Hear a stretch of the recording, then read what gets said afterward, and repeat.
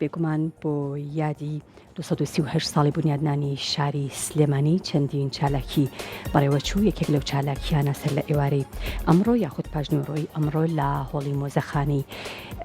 سلێمانی پێشانگایەکی شێوەکاری بگومان ئەم پێشانگایە سەر بە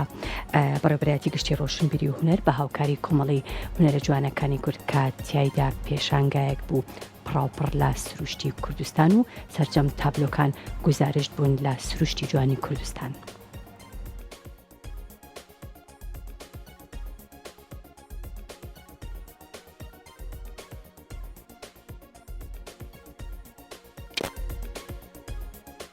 واتە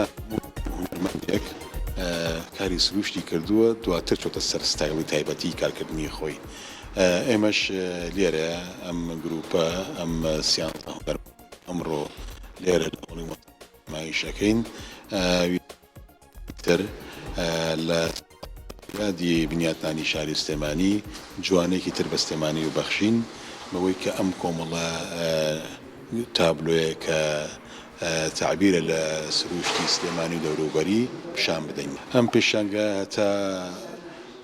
ڕۆژی 20 مانگ بەردەوامە بەیانیان و ئێواران لە چاوەڕوانی بینەرانی خۆشەویستین. ئێمە کە هەڵمان بژاردووە تەوەری سەرەکی سروشت لە سلێمانیەوە واتە هەمووی سروشتە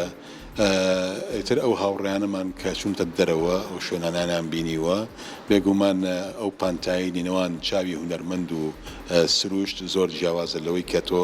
کارێکی هونەری لە ناو مەرسەمەکەی خۆتاکەی بۆیە هەستەکەی کە تەکنیکەکان جیاوازە هەریەکە بە شێوازی تایبەتی خۆی کاری کردووە. پێویستە هونەرمەند هەندێک جار لەگەڵ ستایڵە تایبەتەکەی خۆی لە سروشت بکاتەوە چونکە ئێمە هەمومان لە سروشتەوە هاتوینەوە بۆ سروشت ئەژین و ئەچینەوە ناو سروشت بۆیە سروشت قوتسەتی خۆی.